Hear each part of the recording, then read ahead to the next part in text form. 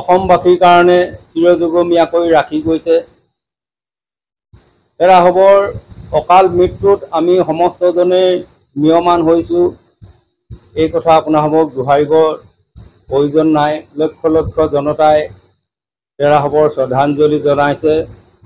আমিও এটি আজি সমগ্ৰ নামৰূপীয়াবাসীয়ে এই সেৱাৰ চলিতে একত্ৰিত হৈ এটি ব্যক্তিকৰ্মী অনুষ্ঠানৰ যোগেদি আমি সেই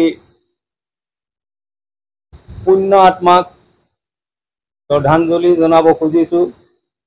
আৰু সেয়েহে এই সন্ধ্যাপৰত আমি ভাগৱতৰ শ্লোকৰ দ্বাৰাই তেৰাহবৰ যাতে আত্মাই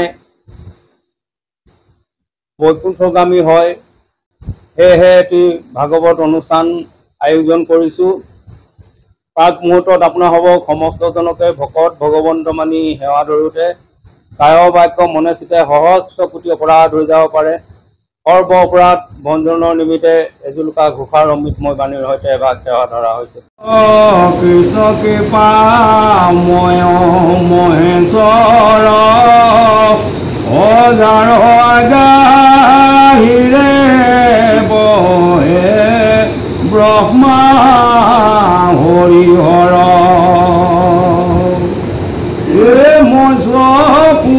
ময় আদি অংশ অৱতাৰ জাৰ ঈশ্বৰ কৃষ্ণ কোটি কোটি নমস্কাৰ। নমো নমো মধু মুৰাৰিপু মহাহৰি অন্তধয় তময়াতি হুৱে যাক স্মৰি সমস্ত জগত ধাৰক যাৰ নাম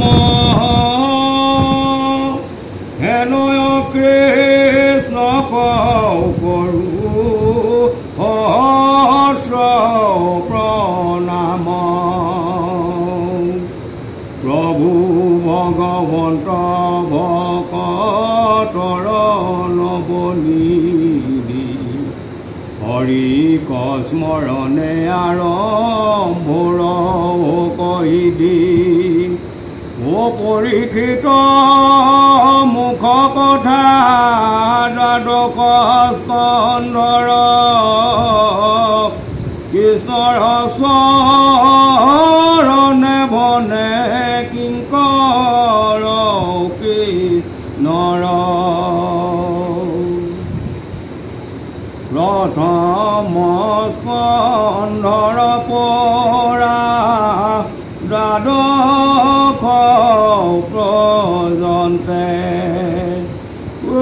কহিলা ৰাজাত মহা মুনিন্দ মন্ত্ৰে। জুবিন গাৰ্গ তেৰাহবে এই শৰীৰ ত্যাগ কৰি পৰলোকলৈ গতি কৰিছে। আমি যিহেতু মহাপুৰুষ গুৰুজনাৰ সাধন মাৰ্গে চলা লোক, আমি মহাপুৰুষীয়া নিয়ম অনুসৰি সমস্ত কৰ্ম ঈশ্বৰতে অৰ্পণা কৰোঁ। আৰু সেয়েহে আজি সেই বিদেশী আত্মাই যাতে সদ্গতি পায় আৰু লগতে তেৰাহবক শ্ৰদ্ধাঞ্জলি জনোৱা হৈছে।